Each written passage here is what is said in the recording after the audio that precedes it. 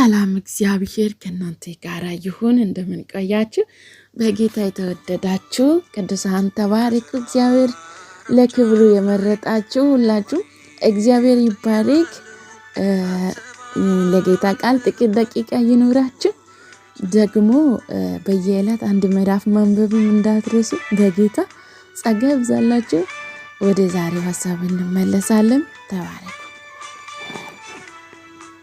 መልካም እረኛ እግዚአብሔር እረኛዬ ነው፣ አንዳችም አይጎልብኝም። በለመለመው መስክም ያሳርፈኛል፣ በዕረፍት ውኃ ዘንድም ይመራኛል። ነፍሴንም ይመልሳታል፣ ስለ ስሙ በጽድቅ መንገድም ይመራኛል። በሞት ጥላ ሸለቆ ውስጥ ብሄድም እንኳን አንተ ከኔ ጋር ነህና፣ ከኔ ጋር ስለሆንክ ክፉን አልፈራም። በትርህና ምርኩዜ እነርሱ ያጽናኑኛል። ጠላቶቼ እያዩ በፊቴ ማዕድን አዘጋጀህልኝ፣ ነፍሴንም በዘይት ቀባ። ጽዋዬ ሞልቶ ይፈስሳል።